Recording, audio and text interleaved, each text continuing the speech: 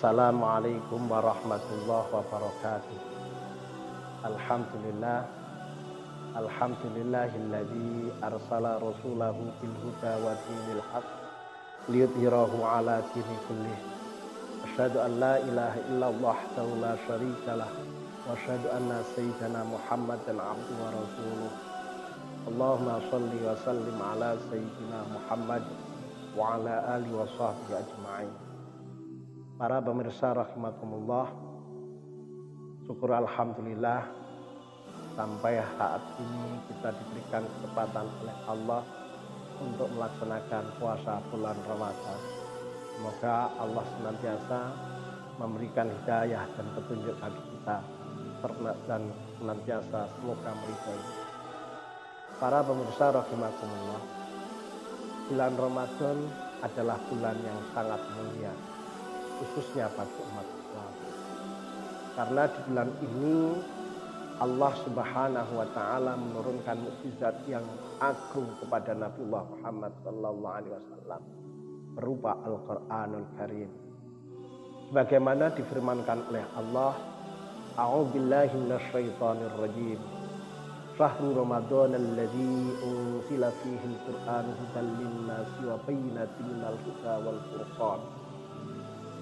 Bulan Ramadan adalah bulan diturunkan Al-Quran sebagai petunjuk bagi manusia dan penjelasan dan pembeda antara yang hak dan yang batil.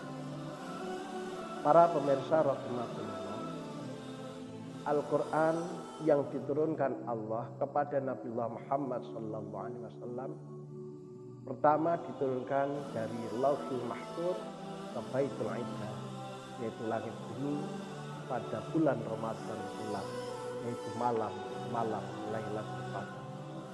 Bagaimana difirmankan oleh Allah, Inna anzalnahu fi Lailatul Qadar. Pada malam Lailatul Qadar ini Al-Quran diturunkan secara keseluruhan.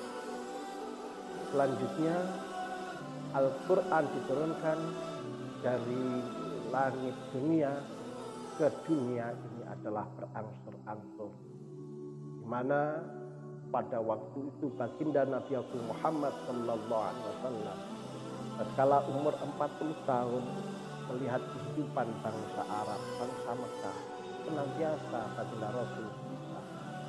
Karena bangsa-bangsa Arab telah keluar dari rel yang digariskan oleh Allah. Orang-orang Arab banyak menyembah berhala. Ada yang kaya, beliau menyembah berhala yang terbuat dari emas. Yang agak kaya, dia menyembah berhala terbuat dari perak dan perunggu.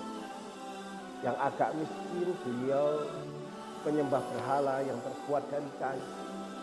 Yang miskin, dia membuat berhala dari besi dan segala lapar dan bahkan di dalam kehidupannya banyak orang-orang menyimpang dari garis-garis kehidupan yang semestinya berdoa. Karena kegelisahan baginda Rasul Muhammad sallallahu alaihi wasallam itulah kemudian baginda Rasul Muhammad sallallahu alaihi wasallam munajat ke hadirat Allah, takarrub ke hadirat Allah, naik ke sebuah bukit. Dan pada malam 17 Ramadan baginda Rasul Muhammad sallallahu alaihi wasallam kedatangan tamu, seorang pemuda yang tampan. Lalu didekaplah baginda Rasul. Pemuda tadi berkata, Iqra ya Muhammad, baca wahai Muhammad. Nabi Muhammad sallallahu alaihi wasallam yang umum, dia mengatakan saya tidak bisa membaca. Lantas Nabi Muhammad pun didekap lagi, Iqra. Nabi Muhammad pun mengatakan dia tidak bisa membaca.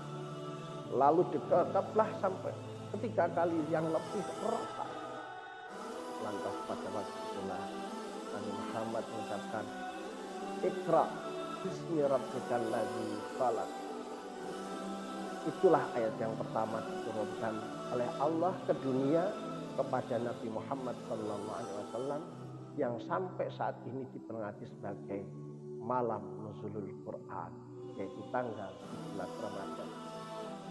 Para pemirsa rahimakumullah, Al-Quran diturunkan Allah ke dunia adalah sebagai mukjizat baginda Rasul, yang mana Rasul menyampaikan petunjuk-petunjuknya, hidayah jauh-jauhnya berdasarkan wahyu yang diterima oleh Allah melalui malaikat Jibril secara berangsur, dan kemudian sampailah terkumpul seluruh Al-Quran, dan itu sebagai pedoman kita menjadi kitab suci kita, yaitu kitab suci Al-Quran.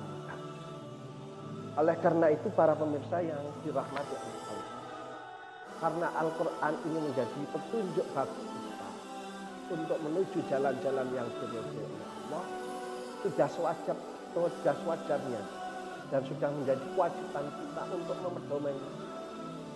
Kita dalam setiap langkah dan gerak harus berdasarkan Al-Quran ataupun petunjuk-petunjuk yang di dalam Al-Quran.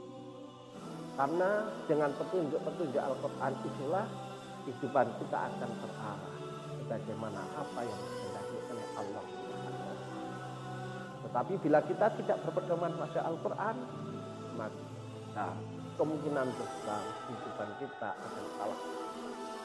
Oleh karena itu mari kita pedoman Al-Quran ini dan menjadi pedoman dalam kehidupan kita.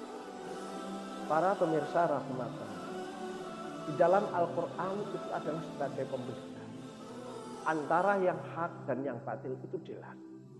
Tatkala yang hak yang ada di dalam Al-Quran harus kita jaga, karena itu adalah benar. Yang benar adalah benar dan kita wajib melakukan. Begitu juga yang batil, diterangkan di dalam Al-Quran itu hak. Tatkala itu yang batil dilarang oleh Al-Quran, maka kita pun harus mari menjalankan apa yang diridhai oleh Allah yang benar dan menjauhi yang dilarang oleh Allah yang batil dengan sungguh-sungguh. Kita niati semata-mata mencari ridho Allah Subhanahu wa taala, yang biasa disebut oleh orang-orang adalah dengan takwa Allah, imtisali awamirillah wasnahi nawahi. Kita tahu kalau itu perintah Allah, ya karena ada petunjuk Allah melalui Al-Quran.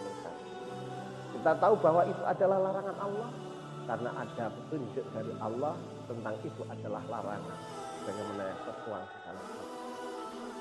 Maka Al-Quran harus menjadi garis kehidupan kita, pedoman kita, yang setiap saat tidak hanya kita baca, tetapi harus kita resapi dan kita jalankan.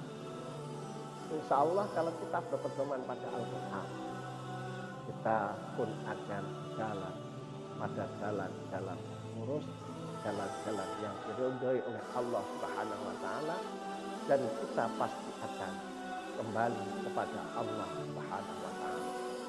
Karena adalah kita milik Allah dan suatu saat akan kembali ke hadirat Allah. Inna lillahi wa inna ilaihi raji'un. Semoga kita menjadi orang yang selamat dunia dan akhirat dengan berpedoman pada Al-Quran. Semoga Al-Quran adalah sebagai petunjuk bagi kita bagi dunia dan akhirat. Semoga Al-Quran menjadi penerang kita di dunia dan akhirat. Semoga kita menjadi orang yang selamat dunia dan akhirat karena petunjuk Al-Quran. Akhiru qauli hadza, astaghfirullahaladzim, wa'alaikum warahmatullahi wabarakatuh.